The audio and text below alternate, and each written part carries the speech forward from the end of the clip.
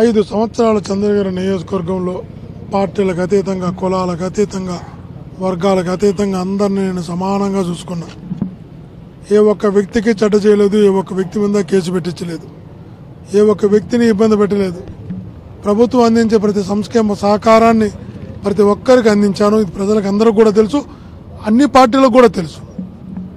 ఈరోజు ఏమీ లేనటువంటి దాన్ని ఒక తప్పుడు కేసుతో అరెస్టులకు శ్రీకారం చుట్టారు. ఆ రోజు ఎన్నికల రోజు కూచువారిపల్లి అనే గ్రామంలో అనేక మంది పిల్లలను కొట్టడం జరిగింది, చెప్పులతో కొట్టడం జరిగింది, పోళ్ళు కట్టేసి కొట్టడం జరిగింది, వాళ్ళ మీద పాసు పోయడం జరిగింది, అనేక వెహికల్ దగ్ధం చేయడం జరిగింది, ఇల్లు కాల్చడం జరిగింది. ఇవన్నీ కాదని ఎవ్వరు కూడా చెప్పలేరు. ఇవన్నీ జరిగినటువంటి వాస్తవాలు. మరుసటి రోజు ముందు రోజు కార్లు కాల్చారని మరుసటి రోజు ఆ కార్ల మీద దాడి జరిగినటువంటి మాట మనందరం కూడా వీడియోలో చూసాం. మనిషి మీద దాడి జరగలేదు అని ప్రతి పోలీసు కానిస్టేబుల్ తెలుసు, తెలుగుదేశం పార్టీ ఉన్న ప్రతి కార్యకర్త కూడా తెలుసు నాని మీద దాడి జరగలేదు అని.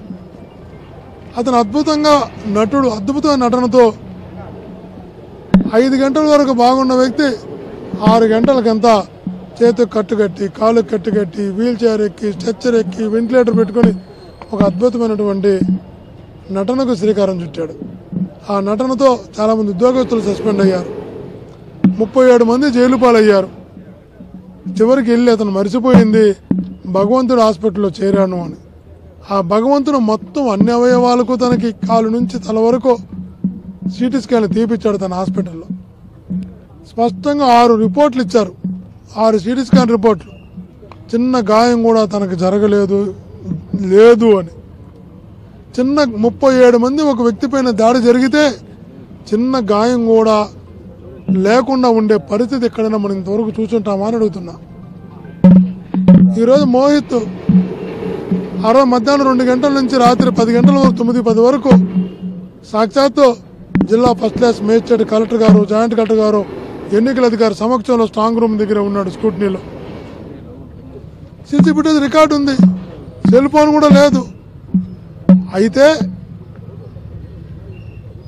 2 నెలల తర్వాత మోహిత్ పేరును A37గా చేర్చి లుకౌట్ నోటీస్ ఇచ్చి అరెస్ట్ చేస్తామని తీసుకురావడం ఎంత అప్రజాస్వామికమో ఆలోచించాలి.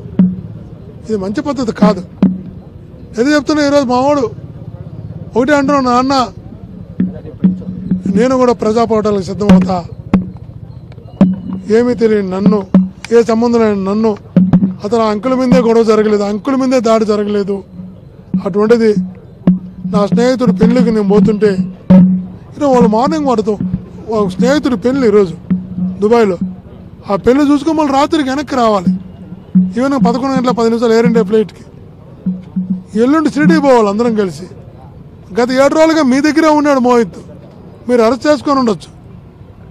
కావాలని సెన్సేషన్ చేయాలని ఎవరినో మెప్పించడం కోసం, మెప్పు కోసం చేస్తున్న దుర్మార్గం ఆలోచనలు ప్రజలు క్షమించరు.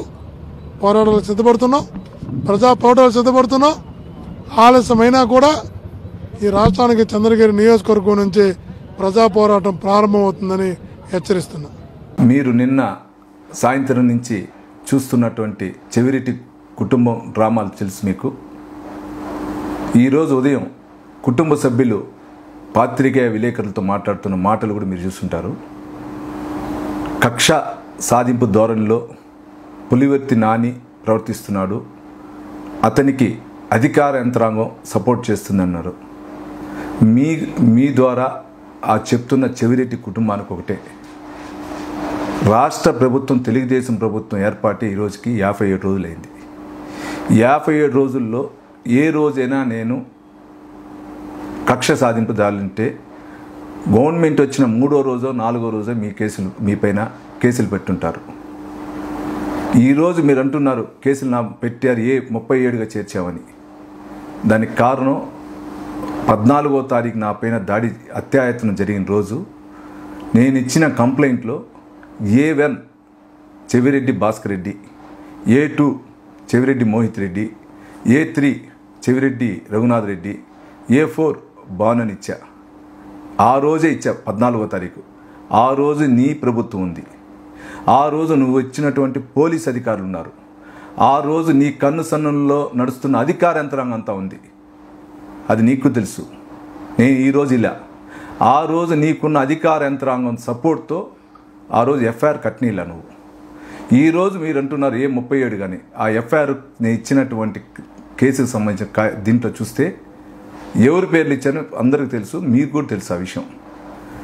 24 గంటలు తప్పుడు సమాచారాలు, తప్పుడు మాట్లాడేదే ఆ కుటుంబం, మీ కుటుంబం ఆ ప్రవర్తన మానుకోండి.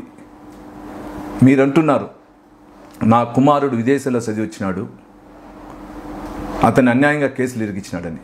విదేశాల్లో చదివించిన ఒక వ్యక్తి పైన నువ్వు కానీ నీ కుమారుడు కానీ నీ తమ్ముడు కానీ హత్య చేయాలని ఉందా? అంటే హత్య చేసే అంత స్థాయి ఉన్న వ్యక్తి విదేశాల్లో చదివితే కూడా వదిలేయాలని ఉందా? ఆలోచించు భాస్కర్ రెడ్డి గారు. ఈరోజు మీరు అంటున్నారు నేను ప్రజల పక్కన ప్రభుత్వం పైన పోరాటానికి సిద్ధం, దేనికైనా సిద్ధం అని.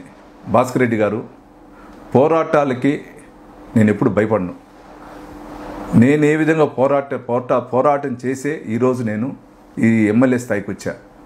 ప్రజల పక్షాన దేనికైనా పోరాడతా. ఈ 57 రోజులు నేను నా యొక్క అధికారాన్ని అడ్డం పెట్టుకుని నేను పోరాడలా. ప్రజల కోసం, ప్రజల సేవ కోసం పోరాడా. ప్రజలకు కావాల్సినటువంటి అవసరాల కోసం, ప్రజలకు కావాల్సిన మౌలిక వసతుల కోసం పోరాడుతున్నాను తప్పించి అధికారుల యంత్రాంగం తిరుగుతున్నాను కానీ నా స్వయం దీనిపైన ఎప్పుడు తిరగల. నువ్వైతే ఈ 57 రోజులు ఎత్తుకున్నా నీ కుటుంబం, నీ కొడుకు కోసం పోరాడుతున్నావు కేసు నుంచి తప్పించుకునేదానికి. నువ్వు ఈరోజు అంటున్నావు నీ కొడుకు కోసం ఈరోజు రోడ్డుకు వచ్చావు. అన్యాయంగా 6 మందిని, సంబంధం లేని వ్యక్తిని ఆ రోజున్న పోలీసు అధికారులు కేసులు పెట్టారు. అంత జగమెరిగిన సత్యం. ముఖ్యంగా చంద్రగిరి నియోజకవర్గం కానీ, చంద్రగిరి నియోజకవర్గం ఆరుకున్నటువంటి తిరుపతి నియోజకవర్గం ప్రజలకు అందరికీ తెలుసు. వారి కోసం ఎందుకు నువ్వు పోరాడలా? వారి కోసం పోరాడుంటే నువ్వు నిజాయితీపరుడు అనుకుంటావు. ఆ రోజు ఎందుకు నువ్వు పోరాడలా? అంటే నీ కొడుకు, నీ కుటుంబానికి ఒక ఆదరణ, బయట వ్యక్తులకు తప్పుడు కేసులు పెట్టిన వాళ్ళకి ఒక ఆదరణ. ఆలోచించు భాస్కర్ రెడ్డి. నువ్వు మీ చంద్రగిరి నియోజకవర్గం ప్రజల తరపున, మీడియా ప్రతినిధుల తరపున అందరికీ పేరు పేరున విన్నపం, నేను ఎక్కడ కానీ కక్ష సాధింపు పోను. కక్ష సాధింపు అంటే నా దగ్గర ఇంకా 2 బలమైన కేసులు ఉంది. ఆ బలమైన కేసులు ఇస్తే మినిమం అంటే కూడా 1 సంవత్సరం నుంచి 1.5 సంవత్సరం బెయిల్ రాదు.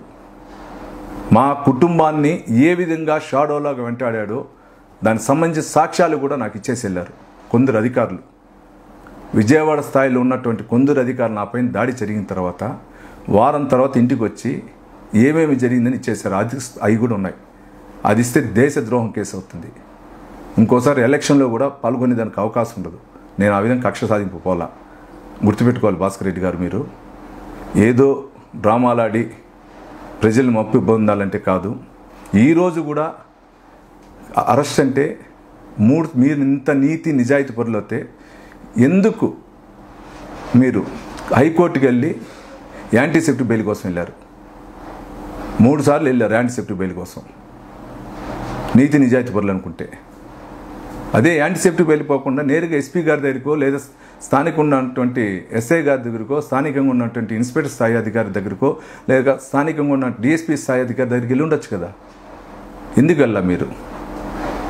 దీన్ని బట్టి మీ నీతి నిజాయితీ మీకు అర్థమవుతుంది ప్రజలందరికీ. నేను చంద్రగిరి నియోజక ప్రజలకి, ముఖ్యంగా మీడియా ప్రతినిధులకి, తెలుగుదేశం పార్టీ అభిమానులు, జనసేన పార్టీ అభిమానులు, బీజేపీ పార్టీ అభిమానులకు అందరికీ పేరు పేరు నమస్కారాలు. ఒకటే చెప్పదలుచుకున్నా, నేను ఎక్కడ కానీ కక్ష సాధింపు పోవట్లా. అతను ఎంత రొచ్చగొట్టినా నేను అణిగే వెళ్తా. సామెతుంది ఎంత ఎదిగితే అంత అణిగిపోమని ఆ విధంగా వెళ్తున్నా. నా 5 సంవత్సరాలు నా ఎమ్మెల్యే కాల పరిమితి అయితే 4 సంవత్సరాల్లో నా డెవలప్మెంట్ యాక్టివ్ పెట్టుకుని వెళ్తున్నా. నేను మా పెద్దాయన గారి దృష్టికి, మా చిన్నాయన గారి దృష్టికి తీసుకుని, అదేవిధంగా డిప్యూటీ సీఎం గారు పవన్ కళ్యాణ్ గారి దృష్టికి తీసుకుని వెళ్ళి నా డెవలప్మెంట్ మీద వెళ్తున్నా. అసెంబ్లీలో ఉన్న రోజులు అదే పని చేస్తొచ్చా. ఈరోజు కూడా అదే పనిలో ఉన్నా. ఇటువంటి తప్పుడు ప్రకటన చేస్తున్న చెవిరెడ్డి కుటుంబం లాగా నేను చేయను. చెవిరెడ్డి కుటుంబంలాగా పరుల సొత్తులు ఆక్రమించుకోను. దయచేసి ఆలోచించి ఇతని మాటలు మీరు వినండి. గతంలో జరిగిన విధానం ఏ విధంగా ఉంది, ఈరోజు ఈ విధానం ఏ ఉందో ఆలోచించండి. కేసులు పెట్టిన రోజు ఏ ప్రభుత్వం ఉంది? నేను కేసు పెట్టిన రోజు తెలుగుదేశం ప్రభుత్వం ఉందా, వైసీపీ ప్రభుత్వం ఉందా? ఒకసారి ఆలోచించండి. నేను కక్ష సాధింపు పోవట్లా. మీరు పోరాడాలనుకుంటే ఎంతైనా పోరాడు. నేను ఏదైనా తప్పు చేస్తే పోరాడండి. అది విధంగా లేకుండా మా పెద్ద ఆయన చంద్రబాబు నాయుడు గారిని విమర్శిస్తే మటుకు నేను ఊరుకోను. నన్ను విమర్శించు, మా పెద్ద ఆయన గారిని, మా చిన్నాయన గారిని కానీ, అదేవిధంగా తెలుగుదేశం పార్టీ కుటుంబ సభ్యులను కానీ, జనసేన పార్టీ కుటుంబ సభ్యులను కానీ, బీజేపీ పార్టీ కుటుంబ సభ్యులు కానీ విమర్శిస్తే నేను ఊరుకోను. నేను దానికంటే ఎక్కువ పోరాటం ఉన్నా. చాలా సాక్ష్యాలు ఉన్నాయి, మీకు చెప్తున్నా, చాలా సాక్ష్యాలు. ఒకటి కాదు. 2019 నుంచి 24 జూన్ 3వ తేదీ వరకు, 4వ తేదీ కౌంటింగ్ అంటే 2వ తేదీ వరకు మీరు చేసిన దానికి అన్నిటికీ సాక్ష్యాలు ఉన్నాయి. పోతే కక్ష సాధింపు ఆ విధంగా వెళ్తే అది వేరవుతుంది. దయచేసి ఇటువంటి విధానాలు మానుకోండి. ఇప్పటికైనా ప్రజలు బుద్ధి చెప్పారు. రేపు నేను తప్పు చేస్తే నాకు ప్రజలు బుద్ధి చెప్తారు. కాబట్టి ప్రజలకి సరైన అవకాశం ఇచ్చి వాళ్ళ అవసరాలు తీరుద్దాం, వాళ్ళ సమస్యలు పరిష్కరిస్తాం. దీనికి అవకాశం ఇచ్చి ముందుకు పోవాలని కూడా కోరుకుంటున్నా. మీ పులివర్తి నాని, చంద్రగిరి నియోజకవర్గ ఎమ్మెల్యే.